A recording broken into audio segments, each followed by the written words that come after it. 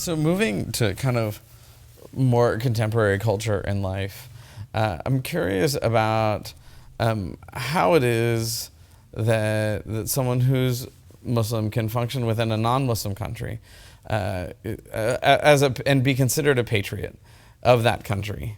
Right. You know, is that possible? Can those allegiances sit side by side? So can you be a Muslim and an American? Well, I mean, obviously you can be like a Muslim and an American, but can you have that kind of like the allegiance to both? Is that... Well, it was Ted Cruz who said, I'm a Christian first, then I'm an American. Okay.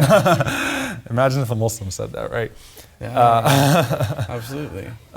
Look, there's absolutely nothing in our religion that teaches us that we cannot be good, patriotic citizens in a non-Muslim land.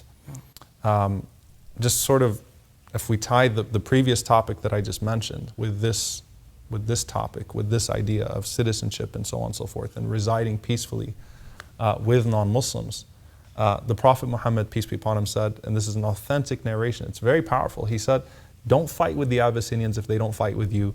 Don't fight with the Turks if they don't fight with you. And this is a theme in the Quran, that fight against those who fight against you.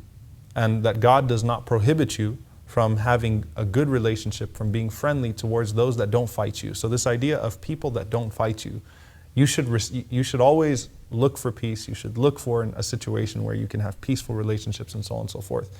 Not only that, but patriotism. This concept of being a good citizen wherever you are. The Muslims functioned as a minority in Abyssinia very well in the life of the Prophet Muhammad, peace be upon him. And they lived under a Christian majority, and they were fine with it. They were able to function, they were able to be good citizens, and so on and so forth.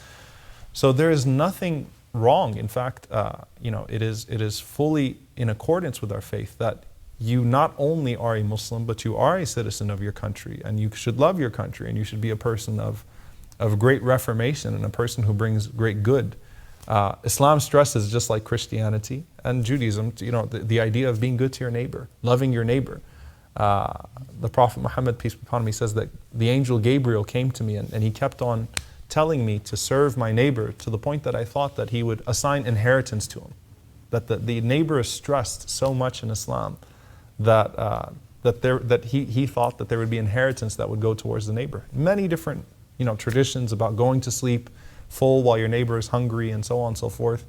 And Islamic scholars even try to define parameters like 7 houses down this way. But the point is that you are taught to be an outstanding citizen. You're taught to love your neighbors, treat them well, to help them. And it's not a PR campaign. You're not doing this to show that you're a decent human being. You're doing this because you are a decent human being, because you are a Muslim, because your faith teaches you this. It reminds me of Jesus being asked the question, so who is my neighbor really?